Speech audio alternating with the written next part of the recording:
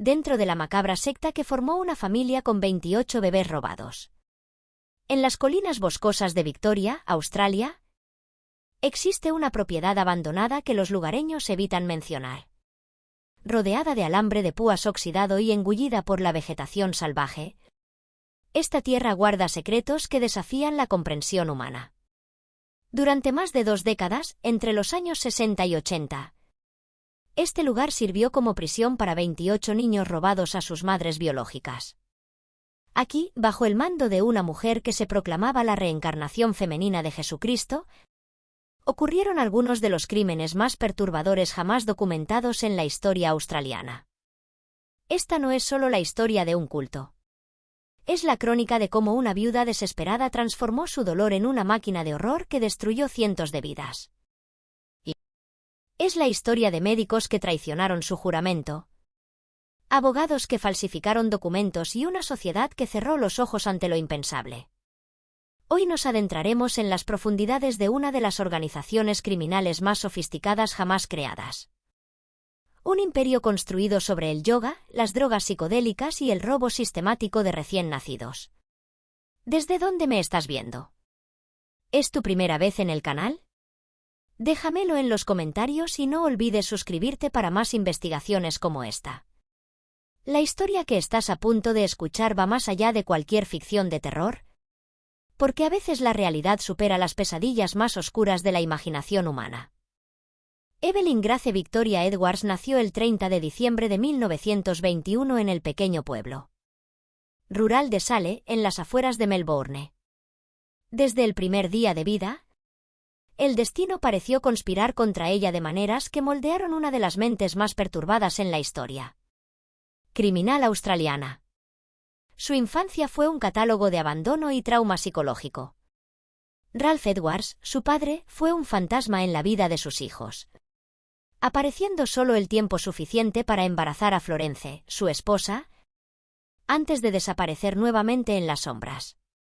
Este grotesco patrón se repitió 7 veces, dejando a Evelyn como la hija mayor de una prole abandonada. Florence Edwards, la madre, cargaba sus propios demonios. Diagnosticada con esquizofrenia paranoide, afirmaba poseer poderes mediúmnicos y conversaba regularmente con los muertos. Sus episodios psicóticos eran espectáculos públicos de horror. En una ocasión memorable, se prendió fuego el cabello en plena calle principal de Sale, gritando que las voces en su cabeza ordenaban el sacrificio. La familia Edwards vivía en una pobreza extrema que agravaba su trauma psicológico. Su casa era una estructura destartalada con agujeros en el techo y sin calefacción adecuada. Durante los duros inviernos de Melbourne, los niños se acurrucaban juntos para calentarse, mientras Florence deliraba sobre visitas sobrenaturales. Los vecinos reportaban ver a los niños rebuscando comida en los basureros, con ropa harapienta y rostros demacrados por la desnutrición. El comportamiento errático de Florence incluía episodios en los que creía que sus hijos eran demonios disfrazados. Durante estas crisis, encerraba a los niños en armarios por días, alegando que purificaba sus almas.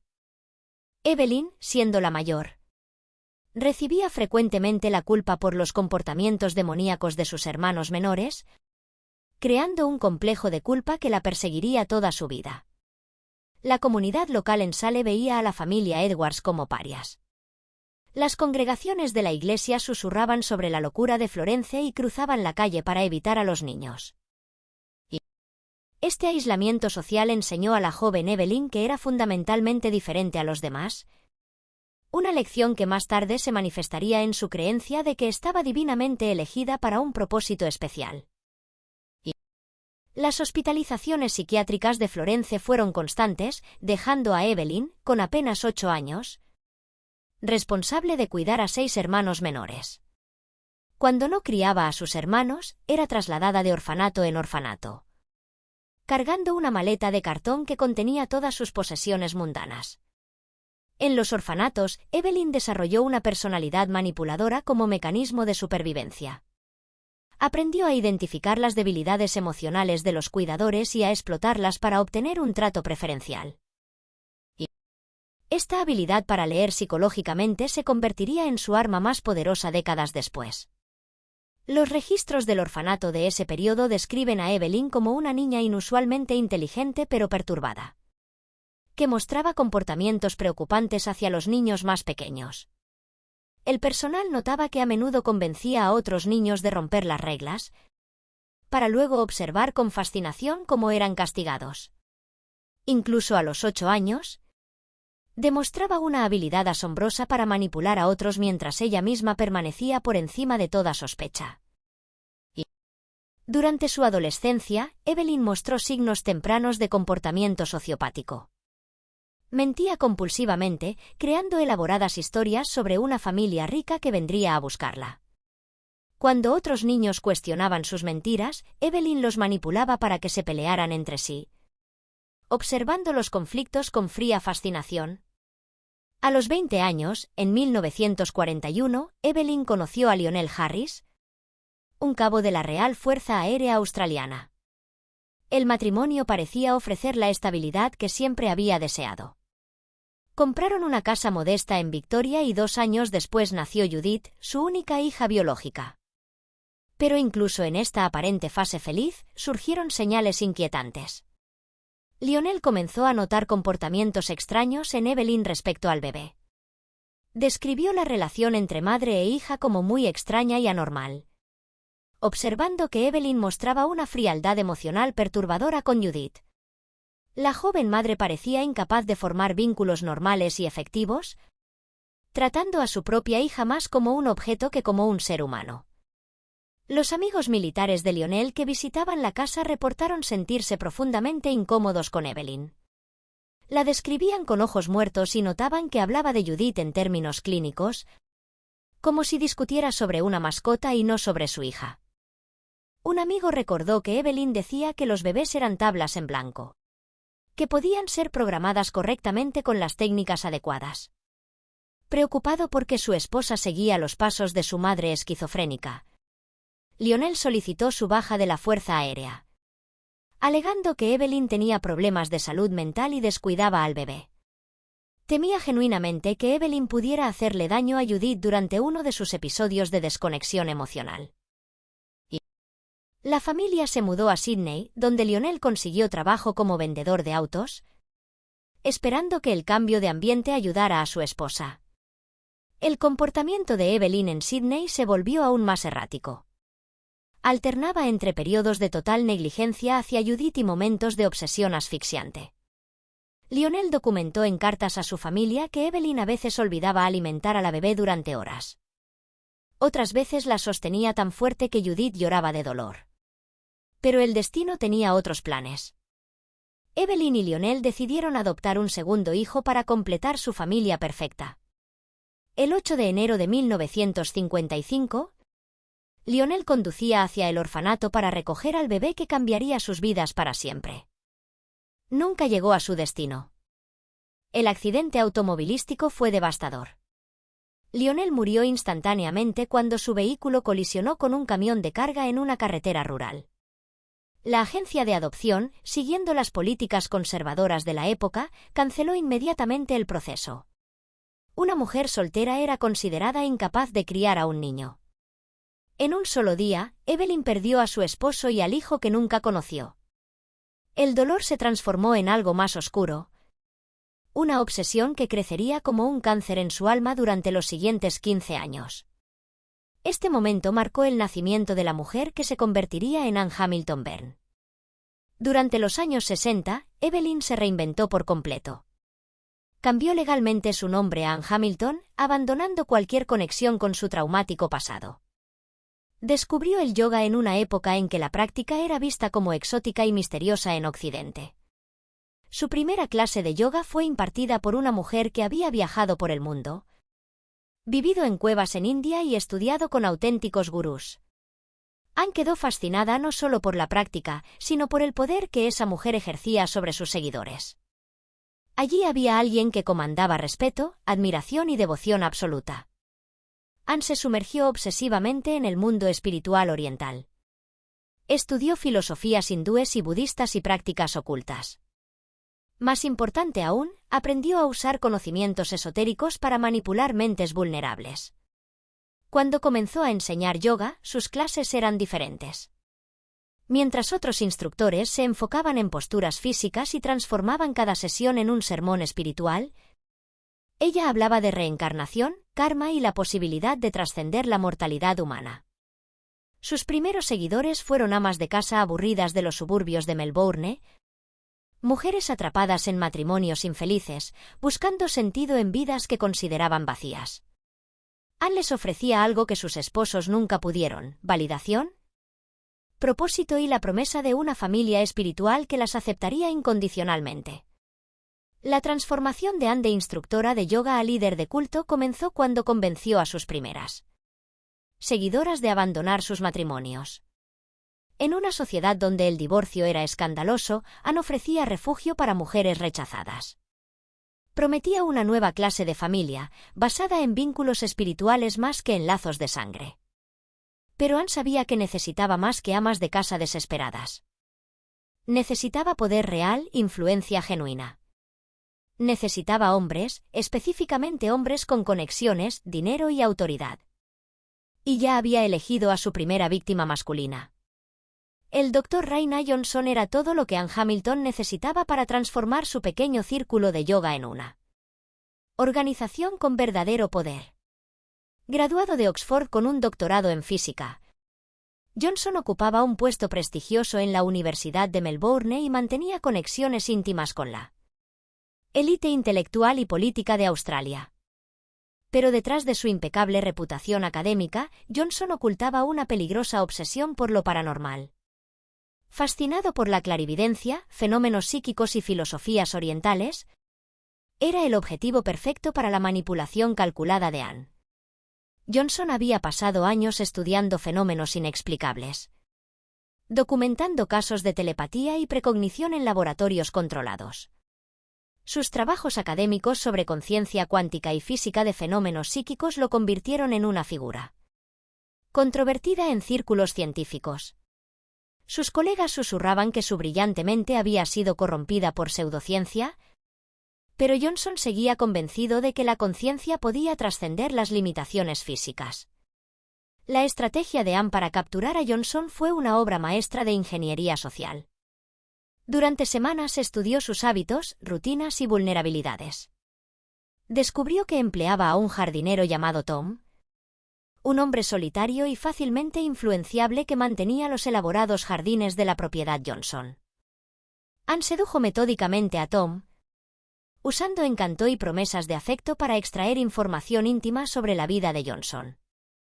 Tom, deslumbrado por la atención de una mujer sofisticada, reveló detalles sobre conversaciones que había escuchado a través de ventanas abiertas, planes de viaje discutidos durante cenas e incluso preocupaciones de Johnson sobre la salud de su esposa Mary. La información que Tom proporcionó fue increíblemente detallada. Reveló que Johnson mantenía extensos diarios sobre sus experimentos psíquicos, que Mary sufría problemas digestivos crónicos que los médicos no podían diagnosticar y que la pareja discutía sobre la creciente obsesión de Johnson con lo sobrenatural. Tom incluso describió la disposición de la oficina en casa de Johnson, donde realizaba su investigación paranormal. Durante sus sesiones íntimas con Tom, Anne descubrió que Johnson había planeado un viaje a India con Mary, que su esposa se quejaba de problemas digestivos y que atravesaban dificultades matrimoniales. Armada con esta información, Anne supo exactamente cómo presentarse como una clarividente genuina. Un domingo por la tarde, Anne apareció en la puerta de la residencia Johnson. Cuando el doctor abrió, ella miró directamente a sus ojos y declaró que era clarividente y podía ver que él y su esposa harían un viaje a India donde Mary se enfermaría gravemente. Johnson quedó asombrado. ¿Cómo podía esta extraña mujer saber sobre sus planes de viaje que se habían concretado apenas 2 días antes? La precisión de la profecía de Anne era imposible de explicar por medios convencionales. 3 semanas después, en India, Mary Johnson desarrolló una severa infección intestinal que la dejó postrada en cama durante una semana. Al regresar a Australia, Johnson buscó inmediatamente a Anne, convencido de haber encontrado a una verdadera profeta. Lo que Johnson no sabía era que Anne había orquestado una de las manipulaciones psicológicas más elaboradas jamás documentadas. Y su profecía sobre la enfermedad de Mary no era sobrenatural, sino estadística. Los turistas occidentales en la India de los años 60 frecuentemente contraían infecciones gastrointestinales debido a la exposición a bacterias locales. Anne simplemente apostó a una alta probabilidad y ganó. Pero para Johnson, Anne había demostrado poderes divinos. Se convirtió en su primer discípulo masculino y, más crucialmente, en su cofundador en lo que inicialmente llamaron la Gran Hermandad Blanca. La conversión de Johnson a la causa de Anne fue total e inmediata. Comenzó a llevar a sus colegas académicos a las sesiones de Anne, prestando su credibilidad científica a sus afirmaciones de habilidades sobrenaturales. Su respaldo abrió puertas que habrían permanecido cerradas para una ex-instructora de yoga de los suburbios. Mary Johnson también cayó bajo el hechizo de Anne, convirtiéndose en una seguidora devota. La pareja comenzó a asistir regularmente a las sesiones de Anne, que habían evolucionado mucho más allá de simples clases de yoga. La influencia de Anne sobre Mary fue particularmente profunda. Convenció a la esposa del doctor de que sus problemas de salud eran manifestaciones de impureza espiritual que solo Anne podía curar. Johnson usó su influencia académica para reclutar a otros hombres poderosos. Médicos, abogados, políticos y empresarios comenzaron a asistir a las clases de yoga de Anne, que se habían transformado en sesiones de culto donde ella predicaba ser la reencarnación femenina de Jesucristo. El culto adoptó el siniestro lema, invisible, inaudible, desconocido. Esta filosofía de secreto absoluto les permitiría operar durante décadas sin ser detectados. Anne instruyó a sus seguidores a nunca hablar del culto con extraños, nunca revelar las enseñanzas secretas y nunca cuestionar su autoridad divina. Por favor, suscríbete al canal si estás disfrutando esta investigación. La metodología de Anne para mantener el control sobre sus seguidores fue diabólicamente sofisticada.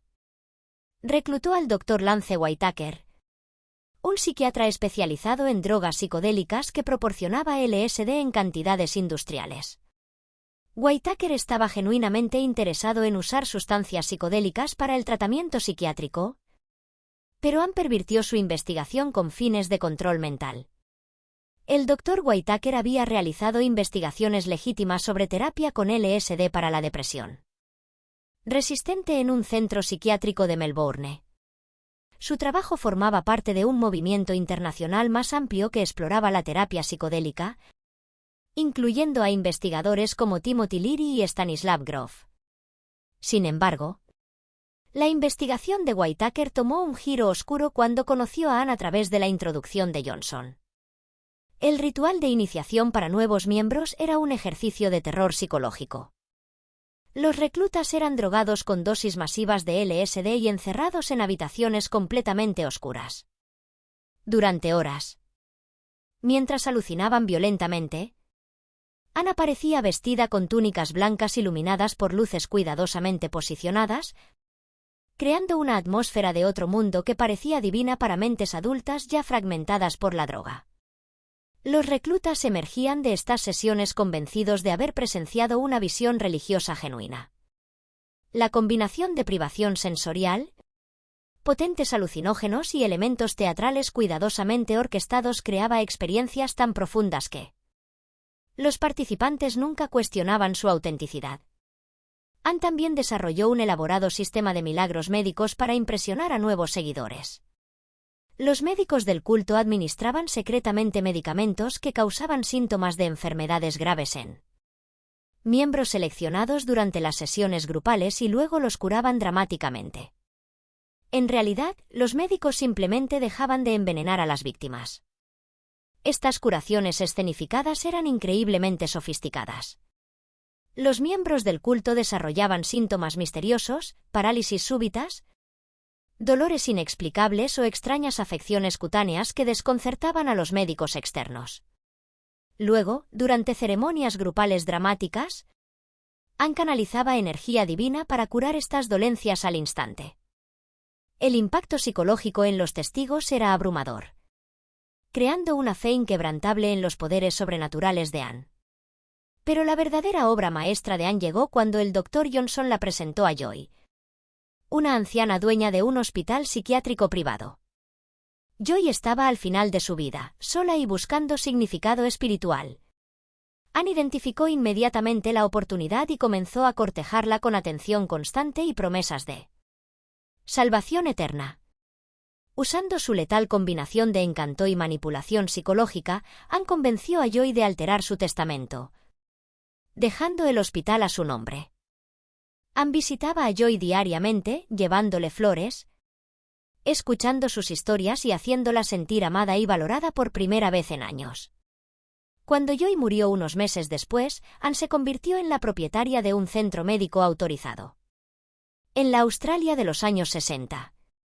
Solo se necesitaban 2 firmas médicas para internar involuntariamente a alguien en un hospital psiquiátrico.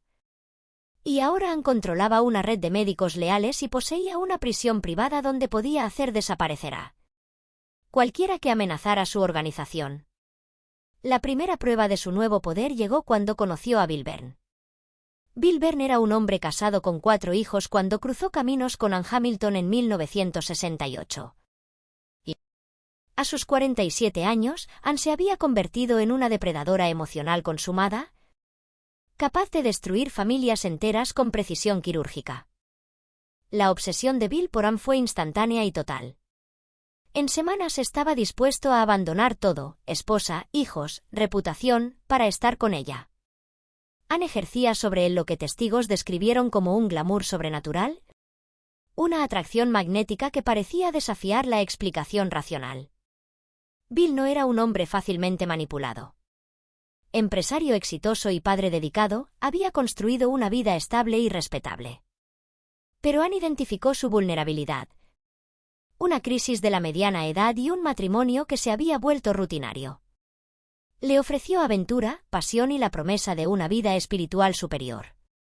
Bill poseía una exitosa empresa constructora que había edificado varios edificios prominentes en Melbourne.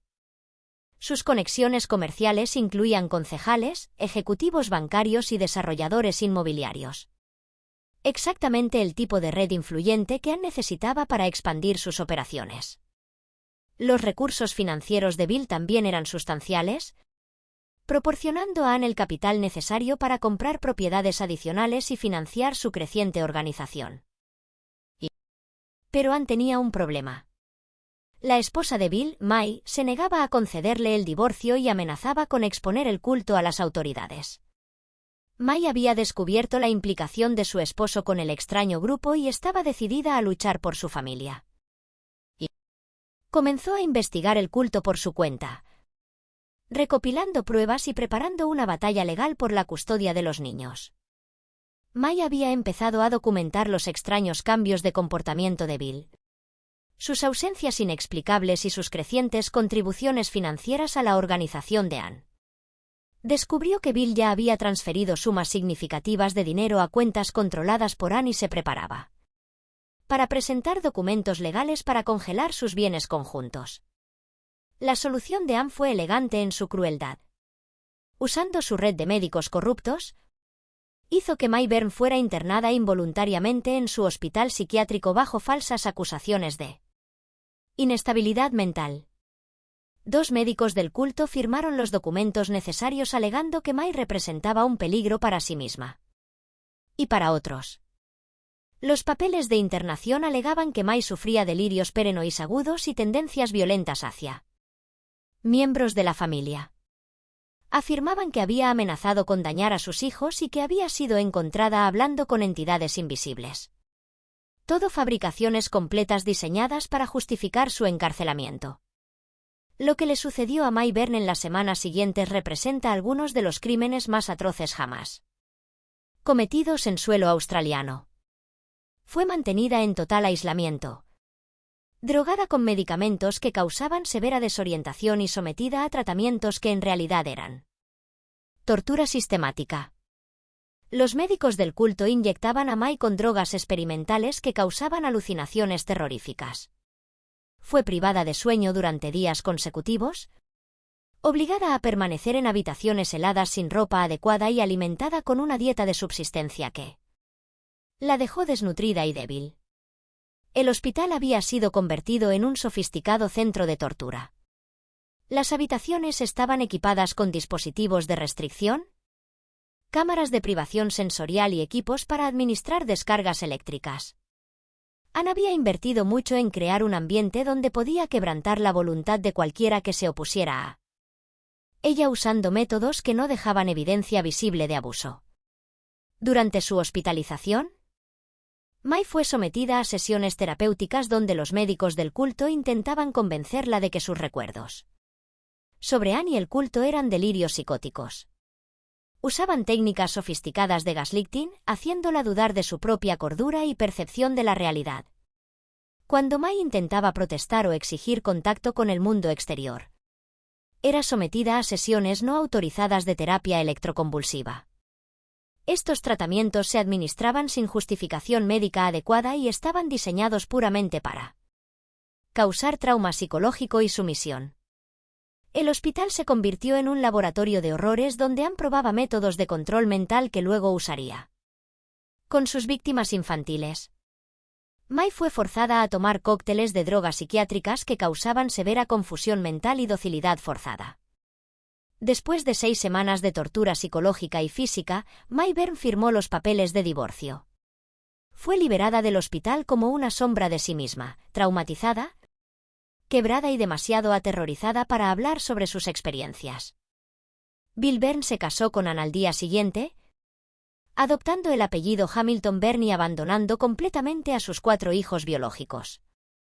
Estos niños, dejados sin padre y con una madre traumatizada, nunca volvieron a tener contacto con Bill.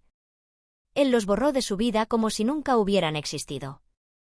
El hospital psiquiátrico de Anne se convirtió en un arma de terror que usó para eliminar cualquier oposición. Cuando un miembro del culto intentaba abandonar la organización, Anne ordenaba que se le sometiera a una lobotomía frontal, un procedimiento que ella llamaba ajuste de actitud. La cirugía era realizada por uno de los médicos del culto en una sala de operaciones del hospital. El hombre sobrevivía al procedimiento, pero su personalidad quedaba permanentemente alterada, transformado en un individuo dócil incapaz de pensamiento independiente. Esta lobotomía servía como advertencia para otros miembros que consideraban abandonar el culto. El mensaje era claro: la desobediencia resultaba en un destino peor que la muerte. Anne había creado un sistema donde la lealtad no solo se esperaba, sino que se garantizaba mediante el terror. Mientras tanto, Anne expandía su operación criminal. El culto, ahora con más de 500 miembros, se había convertido en una máquina de hacer dinero. Exigía el 10% de los ingresos de cada seguidor, un diezmo que multiplicado por cientos de profesionales adinerados generaba millones de dólares anuales. Con estos ingresos masivos, Anne comenzó a comprar propiedades estratégicamente. Muchos miembros del culto compraron casas en la misma zona, un suburbio llamado Fernie Creek, creando efectivamente una comunidad de culto disfrazada de barrio normal. Las casas eran lujosas, reflejando la riqueza de los miembros, pero servían como bases operativas para actividades criminales. Anne también adquirió propiedades internacionales, incluyendo fincas en Inglaterra, Nueva York y Hawái. Estas propiedades servían múltiples propósitos, proporcionaban refugios seguros si necesitaba huir de Australia, impresionaban a posibles reclutas con exhibiciones de riqueza y éxito, y ofrecían lugares donde podía realizar actividades lejos de la vigilancia policial australiana. Para demostrar su control absoluto sobre los seguidores, Anne comenzó a hacer demandas cada vez más extrañas. Obligaba a los miembros casados a divorciarse y casarse con otros miembros del culto, tratando las relaciones humanas como piezas de ajedrez que podía mover a voluntad. Un miembro describió años después cómo Anne reasignaba arbitrariamente esposos e hijos, rompiendo familias y reformándolas según sus caprichos. Esta manipulación de las relaciones servía múltiples propósitos: rompía los lazos familiares tradicionales, creaba dependencia emocional total hacia Anne y demostraba que poseía poder sobre los aspectos más íntimos de la vida de sus seguidores. Anne también comenzó a predicar sobre el fin de los tiempos, afirmando que la guerra nuclear era inminente y que solo sus seguidores sobrevivirían al apocalipsis. Esta doctrina apocalíptica creó urgencia y justificó medidas extremas, incluyendo la necesidad de preservar niños para repoblar el mundo post-apocalíptico. Pero el verdadero horror apenas comenzaba. Anne desarrolló una obsesión que superaba incluso su sed de poder y dinero, quería niños, muchos niños, y estaba dispuesta a robárselos. En 1970, Anne Hamilton Byrne inició la fase más perturbadora de su carrera criminal: el robo sistemático de recién nacidos. Su metodología fue tan sofisticada como diabólica, explotando las vulnerabilidades de una sociedad que estigmatizaba a madres solteras y adolescentes embarazadas. Anne había desarrollado una elaborada fantasía sobre crear la familia perfecta, una generación de niños que moldearía desde el nacimiento para que fueran sus seguidores ideales.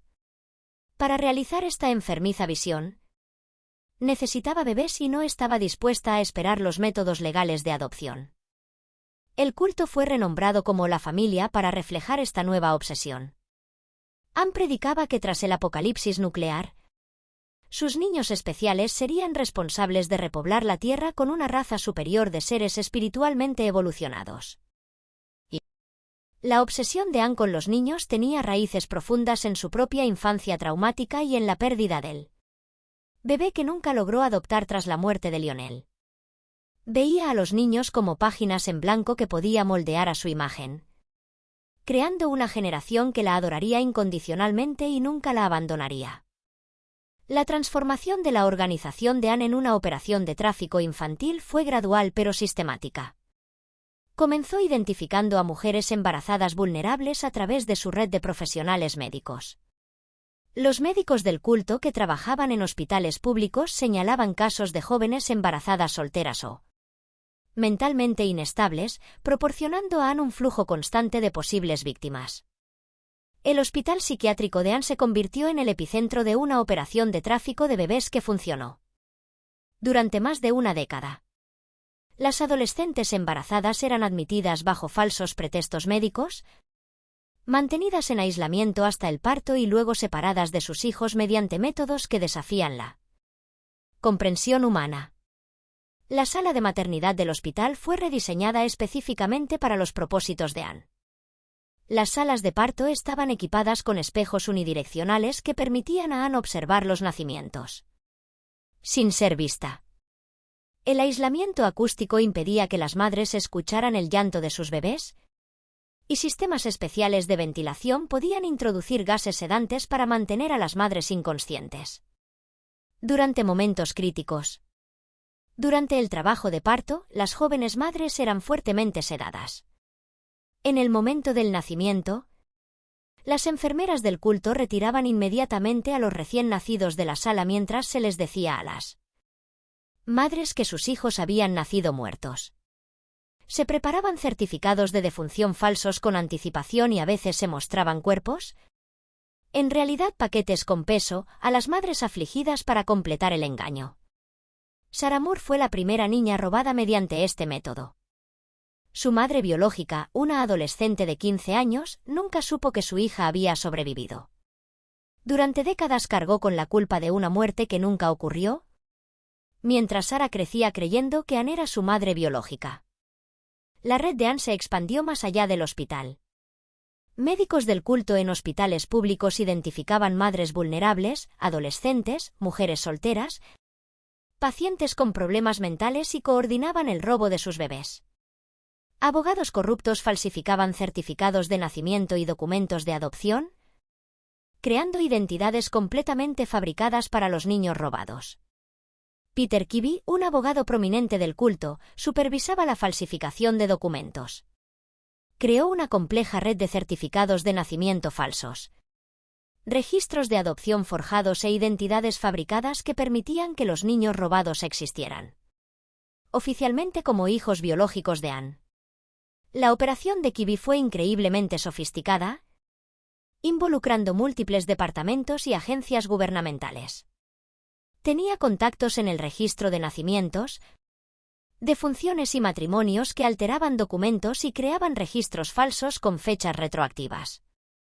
Administradores hospitalarios eran sobornados para modificar registros médicos y trabajadores sociales pagados para presentar informes fraudulentos sobre la idoneidad de Anne como madre adoptiva. Anne incluso robaba bebés de sus propias seguidoras. Cuando miembros del culto quedaban embarazadas, las convencía de donar sus hijos, alegando que solo ella poseía la pureza espiritual necesaria para criar a la próxima generación de seres iluminados. Y Rebecca, la nieta biológica de Anne, fue una de estas víctimas. Cuando Judith, la hija biológica de Anne, dio a luz, Anne simplemente tomó al bebé y crió a Rebecca como su propia hija. Judith fue obligada a observar desde lejos mientras su madre criaba a su hija, sin poder revelar la verdad. Esta traición familiar demostró que ni siquiera los lazos de sangre protegían a alguien de la crueldad de Anne. La manipulación psicológica usada para separar a las madres de sus hijos fue particularmente cruel. Anne convencía a las embarazadas del culto de que sus hijos no nacidos habían sido elegidos para una misión espiritual especial. Afirmaba que esos niños eran almas reencarnadas de grandes maestros espirituales que necesitaban ser criados por alguien con el nivel de iluminación de Anne. Más perturbador aún fue el caso de Anne-Marie, nieta biológica de Bill Byrne. Una de las 4 hijas que Bill había abandonado cuando se casó con Anne, tenía una nuera que quedó embarazada. Anne y Bill hicieron internar involuntariamente a esta nuera en el hospital psiquiátrico donde le robaron al bebé al nacer. Y Bill literalmente robaba a su propia nieta. Para mantener la ilusión de que todos los niños eran sus hijos biológicos, Anne desarrolló una elaborada farsa. Constantemente usaba falsos embarazos, alegando estar esperando múltiples gemelos y trillizos. Durante más de una década, Anne estuvo casi continuamente embarazada, explicando así cómo pudo haber dado a luz a 28 niños. Sus seguidores, regularmente drogados con LSD y condicionados para aceptar cualquier cosa que ella dijera, creían fielmente en sus afirmaciones de fertilidad sobrenatural. Cuando se le preguntaba cuántos embarazos había tenido, Anne respondía vagamente sobre múltiples pares de gemelos y trillizos. Un seguidor comentó años después sobre el aparente estado constante de embarazo de Anne. Los niños robados eran llevados a una propiedad aislada que Anne alternaba en llamar Uptopo Kailama, un complejo rodeado de alambre de púas en medio de un denso bosque cerca del lago Elden, a kilómetros de cualquier vecindario. Esta propiedad se convertiría en la escena de algunos de los abusos infantiles más sistemáticos y brutales jamás documentados, y designó a varias mujeres del culto como tías encargadas de cuidar a los niños. Estas mujeres habían entregado completamente sus propias vidas al culto. Irónicamente, algunas de estas tías eran las madres biológicas de niños que se veían obligadas a criar a sus propios hijos como extraños, sin poder revelar su verdadera identidad. La selección de las tías se basaba en su nivel de devoción a Anne y su disposición a seguir órdenes sin cuestionarlas. Estas mujeres habían pasado años de condicionamiento psicológico que les arrebató sus instintos maternales y los reemplazó por una obediencia absoluta a las órdenes de Anne. Para asegurar que los niños no fueran descubiertos por el mundo exterior, Anne estableció una escuela oficial en el complejo Uptop. Usando sus conexiones en el sistema educativo, logró registrar la escuela como una institución legítima, permitiendo que los niños fueran educados sin salir jamás de la propiedad. La rutina diaria en Uptop era un ejercicio de control totalitario. Los niños se despertaban a las 5 de la mañana, hacían 1 hora de yoga, escuchaban grabaciones de los sermones de Anne, meditaban y realizaban ejercicios físicos. Solo a las 8:30, 3 horas y media después de despertar, se les permitía desayunar, que consistía en algunas frutas pequeñas. El resto del día estaba lleno de trabajo forzado, estudios controlados y más adoctrinamiento. A los niños se les prohibía jugar, reír o formar amistades entre ellos. Cualquier demostración de individualidad o personalidad era severamente castigada. Para mantener la apariencia de una familia biológica, Anne obligaba a todos los niños a teñirse el cabello de rubio platino y usar cortes de pelo idénticos. El proceso de teñido era agonizante. Los químicos quemaban los cueros cabelludos de los niños, causando heridas y cicatrices permanentes. También se les obligaba a tomar clases de dicción para desarrollar acentos británicos en lugar de australianos. Anne quería que su familia sonara refinada y educada cuando la mostraban a visitantes. Creó elaboradas películas caseras de niños fingiendo ser felices, corriendo, riendo y jugando bajo comando. Estos vídeos se usaban como herramientas de reclutamiento, mostrando a posibles nuevos miembros cómo la vida en el culto era perfecta y armoniosa. Ocasionalmente, Anne llevaba a algunos niños de viaje a sus propiedades alrededor del mundo.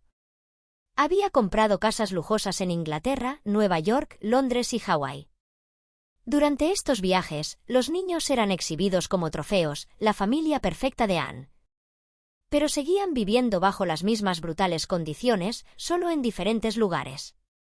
Pero los horrores físicos eran solo el comienzo. Anne desarrolló un sistema de castigos que transformó Uptop en un campo de concentración para niños. El complejo Uptop funcionaba como una prisión de máxima seguridad diseñada específicamente para quebrantarla voluntad de los niños. Rodeado de alambre de púas y ubicado en un área forestal aislada cerca del lago Elden. El lugar no tenía electricidad, agua corriente ni ninguna comodidad básica de la vida moderna. Los 28 niños robados vivían en dormitorios separados por género, durmiendo en literas metálicas sin colchones adecuados.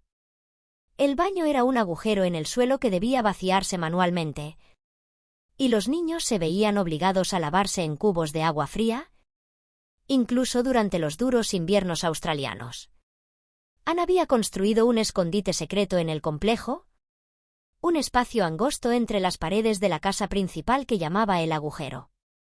Cuando aparecían visitantes inesperados o autoridades, los 28 niños eran obligados a esconderse en ese espacio claustrofóbico durante horas, permaneciendo en absoluto silencio hasta que el peligro pasaba.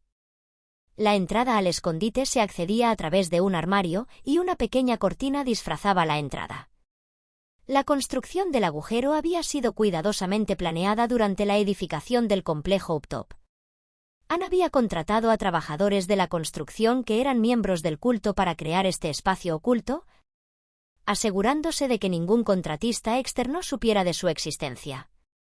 El sistema de castigos de Anne era elaborado en su crueldad. Los niños eran golpeados diariamente por infracciones menores como hablar fuera de turno, hacer mal las camas o mojar la cama. Los instrumentos de tortura incluían cinturones, varas de madera, reglas metálicas y látigos improvisados. Un niño que mojaba la cama frecuentemente era apodado Rayas de Cebra. Debido a las marcas permanentes de látigo en su espalda, ni siquiera los bebés se salvaban. Cuando lloraban o se ensuciaban, eran sometidos a baños de agua helada mientras eran golpeados simultáneamente. Las tías desarrollaron métodos de interrogatorio que rivalizaban con técnicas de tortura militar. Cuando un niño rompía un objeto o cometía alguna infracción, los 28 niños eran obligados a pararse en una habitación mientras cada uno era interrogado individualmente. El niño sospechoso era colocado en una silla en el centro de la habitación mientras las tías le gritaban preguntas en la cara. Si el niño no confesaba, le quitaban los pantalones y lo azotaban frente a los demás niños. Los otros eran obligados a mirar. Cualquier niño que desviara la mirada o mostrara compasión también era golpeado. Una de las prácticas más sádicas consistía en obligar a los niños a elegir cuál de ellos sería castigado cuándo. Las tías no podían identificar al culpable de una infracción. Este método creaba culpa y división entre los niños, impidiéndoles formar alianzas contra sus captores. Cuando los azotes no producían confesiones, las tías recurrían a métodos más extremos. Los niños tenían la cabeza sumergida en cubos de agua helada y eran mantenidos bajo el agua hasta casi perder la conciencia. Los sacaban solo lo suficiente para respirar antes de sumergirlos nuevamente. Este método de tortura por ahogamiento iba acompañado de frases cantadas que las tías repetían durante las sesiones de tortura.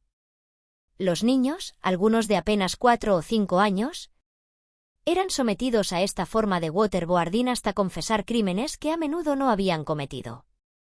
Anne ocasionalmente participaba en estas sesiones de tortura, apareciendo con cuchillos de cocina que blandía amenazante mientras exigía confesiones. Los niños, algunos de apenas 4 o 5 años, creían genuinamente que Anne ejecutaría sus amenazas. El control de la comida era otra herramienta de tortura psicológica. Los niños recibían solo pequeñas frutas para el desayuno y verduras cocidas para el almuerzo y la cena. Los armarios de comida estaban cerrados con candados, y las tías llevaban las llaves colgadas de sus cinturones como recordatorio constante del hambre de los niños. Anne y las tías comían elaboradas comidas frente a los niños hambrientos, describiendo en detalle los sabores y texturas de alimentos que los niños nunca podrían probar. Cuando el hambre se volvía insoportable, algunos niños comían hierba, hojas e incluso heces humanas. La privación de alimentos era tan severa que a veces los niños peleaban por las sobras que caían al suelo. Durante las comidas de los adultos, aprendieron a esconder cualquier comida que encontraban, creando escondites secretos que inevitablemente eran descubiertos y resultaban en castigos severos. Cassandra, una de las niñas más pequeñas, desarrolló una desnutrición tan severa que dejó de caminar, arrastrándose por el suelo. Cuando otros niños mostraron libros médicos que demostraban que su abdomen distendido era resultado de la desnutrición, Anne insistió en que Cassandra estaba demasiado gorda y redujo aún más sus raciones. La obsesión de Anne con el peso corporal era patológica. Pesaba a los niños diariamente y cualquier aumento, incluso el crecimiento natural, resultaba en golpizas brutales y reducción de comida. Había establecido límites de peso específicos para cada niño que desafiaban la comprensión médica del desarrollo infantil normal. Cassandra desarrolló una condición médica en la que su cuerpo dejó de producir hormonas de crecimiento debido al estrés extremo. A los 12 años parecía tener 4 o 5 y pesaba significativamente menos que los niños normales de su edad. Una niña fue castigada con una semana sin comida por usar calcetines desparejados. Además de la tortura física, Anne sometía regularmente a los niños a drogas psicodélicas. Niños de apenas 8 años recibían LSD 2 veces al día, además de un cóctel de medicamentos psiquiátricos. Estas drogas causaban alucinaciones terroríficas, convulsiones y daños neurológicos permanentes. Muchos niños desarrollaron problemas de desarrollo y se quedaban horas mirando al vacío, con sus personalidades completamente suprimidas por las drogas. El régimen de drogas estaba cuidadosamente calculado para mantener a los niños dóciles y obedientes, mientras se les impedía formar recuerdos coherentes de sus abusos. Las drogas se administraban de diversas formas, a veces mezcladas en las escasas raciones de comida, otras veces forzadas por la garganta cuando resistían. Anne afirmaba que los medicamentos eran vitaminas especiales que ayudarían a los niños a volverse más espirituales e iluminados. Anne era particularmente cruel con las niñas, acusándolas de comportamientos inapropiados desde los 5 años. Les hacía acusaciones y amenazas perturbadoras sobre sus cuerpos en desarrollo, creando un trauma psicológico profundo alrededor del desarrollo físico normal. Cuando las niñas alcanzaban la pubertad, Anne se volvía aún más sádica. No les proporcionaba productos de higiene menstrual y las obligaba a lidiar con sus periodos sin ayuda. Constantemente las humillaba por sus cambios corporales usando un lenguaje degradante que causaba daños psicológicos duraderos. A los niños se les prohibía mostrar afecto entre ellos. 2 niñas, Sarah y Andrea, fueron castigadas con 1 año entero de silencio tras ser sorprendidas consolándose después de una golpiza particularmente brutal. Incluso los actos de autoconsuelo eran castigados. Cuando los niños realizaban comportamientos normales de autocalma, como mecerse para dormir, Anne interpretaba esto como conducta inapropiada y ordenaba castigos severos. El aislamiento psicológico era total. Los niños no tenían acceso a televisión, periódicos, libros ni información sobre el mundo exterior. Creían que la vida en Uptop era normal y que todos los niños vivían así. Más perturbador aún, los niños eran adoctrinados para creer que la policía y otras autoridades eran personas peligrosas que querían hacerles daño. Anne les decía constantemente que si aparecían extraños, los niños serían lastimados. Este adoctrinamiento casi impidió su eventual rescate. ya que los niños resistían activamente a la policía que venía a salvarlos, creyendo genuinamente que estaban siendo secuestrados por personas peligrosas. Cuando Anne viajaba a sus propiedades alrededor del mundo, mantenía el control sobre Uptop mediante llamadas telefónicas regulares. Aún más sádico, frecuentemente pedía a las tías que llamaran durante las sesiones de castigo para que pudiera escuchar a los niños siendo golpeados y llorando desde miles de kilómetros de distancia. Durante más de 15 años, este ciclo de horror continuó sin interrupción. Anne viajaba por el mundo gastando sus millones mientras 28 niños inocentes sufrían torturas inimaginables en su prisión privada. Pero en 1987, dos valientes adolescentes finalmente encontraron la manera de escapar y exponer los crímenes de Anne Hamilton Byrne al mundo. En 1978, la fachada cuidadosamente construida por Anne Hamilton Byrne comenzó a mostrar sus primeras grietas. La primera señal de problemas llegó cuando un niño local desapareció en el área cerca del lago Eldon. Aunque el culto no fue responsable del secuestro, los residentes locales comenzaron a señalar con el dedo a la misteriosa comunidad que vivía aislada en las colinas. La atención mediática se intensificó cuando periodistas de investigación comenzaron a hacer preguntas sobre la gran cantidad de niños supuestamente viviendo en la propiedad de Anne. Cámaras de televisión aparecieron en sus reuniones y reporteros la persiguieron por las calles de Melbourne. El detective Lex Deman, un investigador veterano de la policía de Victoria, desarrolló una intuición sobre Anne y la familia.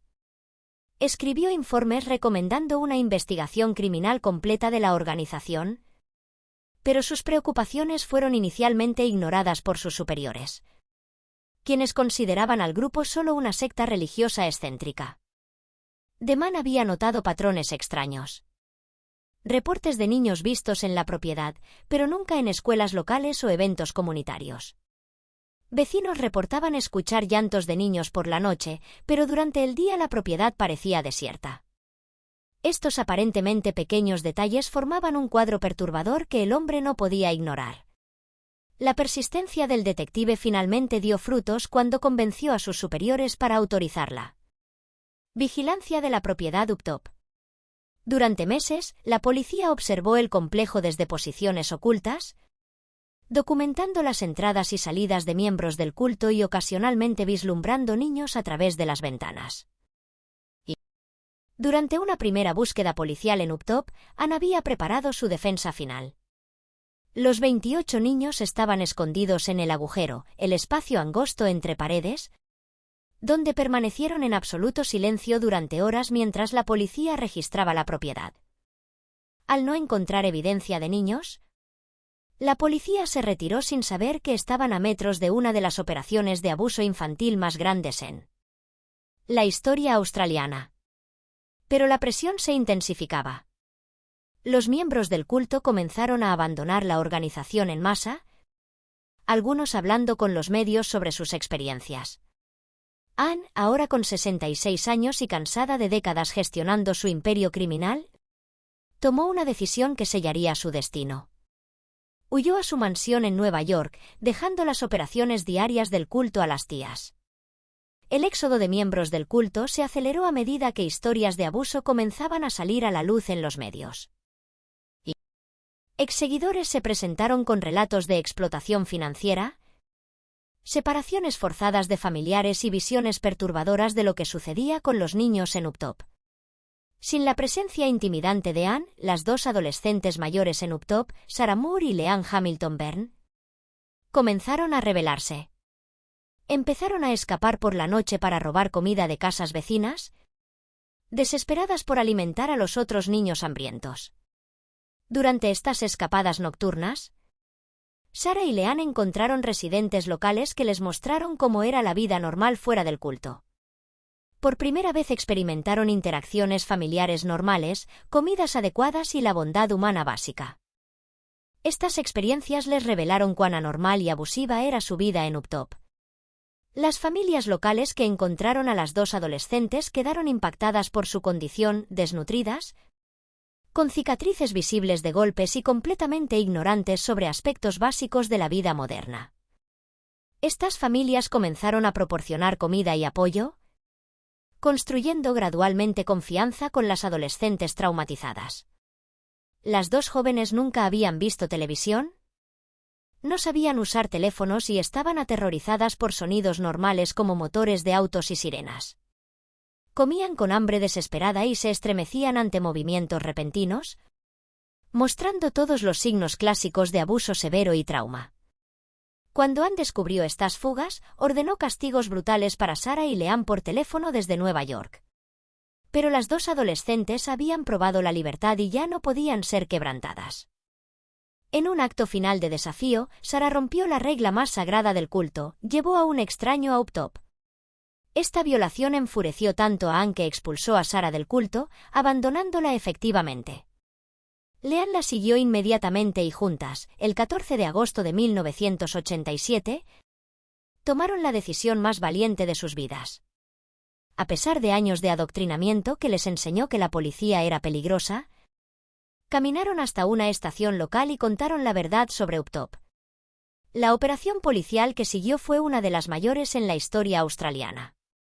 Cuando los oficiales allanaron el complejo, encontraron a 26 niños en condiciones que impactaron a investigadores veteranos. Desnutridos, traumatizados y aterrorizados, los niños inicialmente resistieron el rescate, creyendo que estaban siendo secuestrados.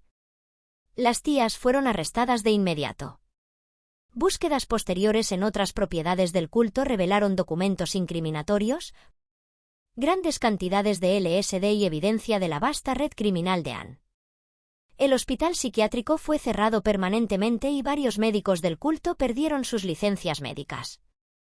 El Dr. Lance Whitaker, quien proporcionaba las drogas psicodélicas, vio destruida su carrera.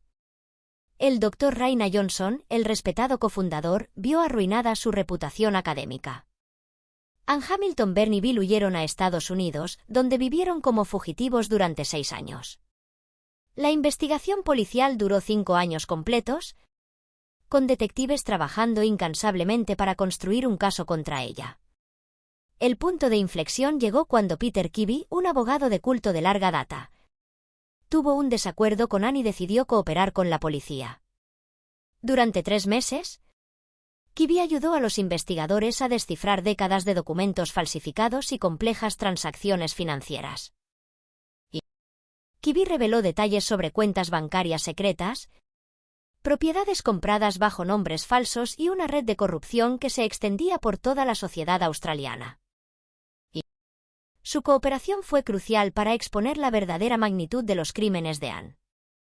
Cuando Ann fue finalmente capturada en 1993 tras hacer una llamada telefónica descuidada que reveló su ubicación en Nueva York, el sistema judicial australiano falló estrepitosamente. A pesar de décadas de crímenes atroces, Ann fue condenada solo por falsificar documentos para 3 de los 28 niños y multada con $5,000 $00, una cantidad insignificante para una mujer que poseía $50 millones. La investigación reveló la asombrosa magnitud de la corrupción. Los miembros del culto se habían infiltrado en el sistema de justicia criminal, asegurando que Ann escapara de consecuencias reales. El plazo de prescripción había expirado para la mayoría de sus crímenes, y la evidencia física de abuso era imposible de obtener décadas después de los hechos. Ann continuó liderando el culto hasta desarrollar demencia en 2004. Vivió en un lujoso asilo hasta su muerte el 13 de junio de 2019, a los 98 años. Nunca mostró remordimiento, nunca pidió disculpas ni admitió ningún delito. Bill Hamilton Byrne murió en 2001 por insuficiencia renal, llevándose sus secretos a la tumba. En una infame entrevista de 2012 para el programa australiano 60 Minutos, Ann confrontó directamente a Sarah Moore, negando todo abuso y acusando a las víctimas de mentir por dinero. Acompañada por una seguidora leal, Ann mostró la misma arrogancia y falta de empatía que había demostrado durante décadas de crímenes. Durante la entrevista, Ann declaró fríamente que amaba a los niños y quería que parecieran hermanos y hermanas. Cuando se le preguntó por qué comenzó a adoptar niños, respondió que en más de 21 años, 28 jóvenes pasaron por sus manos porque amaba a los niños. El destino de los 28 niños fue variado y a menudo trágico. Sarah Moore logró reunirse con su madre biológica y se convirtió en doctora, escribiendo un libro llamado Invisible, Inaudible, Desconocido, que expuso los crímenes del culto. Trágicamente, murió en 2016 debido a complicaciones de un intento de suicidio años antes. Las cicatrices psicológicas de Uptop nunca sanaron completamente. Ben Shenton encontró a su madre biológica, Joy, pero la reunión fue inicialmente devastadora. Joy lo rechazó, diciendo que era una vergüenza para ella. Años después se reconciliaron e incluso visitaron juntas a Anne en 2012 en un intento de Ben por obtener algún tipo de cierre. Adam Lancaster se reunió con su familia biológica, pero su madre ya había muerto cuando la encontró. Anne logró reconectarse con su padre tras descubrir que su madre se había suicidado. Incapaz de sobrellevar la pérdida de su hija robada, Rebecca, la nieta biológica de Anne, demandó al culto y ganó $250,000 en compensación. Logró reconstruir su vida y tuvo hijos propios. Decidida a romper el ciclo de abuso que definió su infancia, Cassandra, la niña que desarrolló graves problemas de crecimiento debido al estrés, tuvo una recuperación notable tras el rescate. En un año creció 11 centímetros, un crecimiento extraordinario que demostró cuánto había afectado el abuso su desarrollo físico. Su caso se convirtió en un estudio médico sobre los efectos del trauma extremo en el crecimiento infantil. Varios de los niños de Uptop se suicidaron en la adultez, incapaces de superar sus traumas infantiles. Otros lucharon diariamente con depresión, ansiedad y trastorno de estrés postraumático. Muchos desarrollaron problemas con drogas y alcohol, intentando automedicarse el dolor psicológico que cargaban. Judith, la hija biológica de Anne, se distanció completamente de su madre y cambió su nombre para escapar de la asociación con el culto. Nunca habló públicamente sobre sus experiencias, eligiendo vivir una vida privada alejada del foco mediático. Sorprendentemente, el culto, la familia técnicamente, aún existe hoy, operando con los millones que Anne dejó en su testamento, aunque no han reclutado nuevos miembros desde los años 80. Los seguidores restantes continúan venerando la memoria de Anne Hamilton Byrne. Incluso existe una persistente teoría conspirativa que afirma que Julian Assange, fundador de Wikileaks, fue uno de los niños del culto. Assange lo niega vehementemente, aunque admite que su madre tuvo cierta relación con la familia durante su infancia. El parecido físico de Assange con otros niños del culto alimenta la especulación continua. Esta historia nos obliga a enfrentar verdades incómodas sobre la naturaleza humana.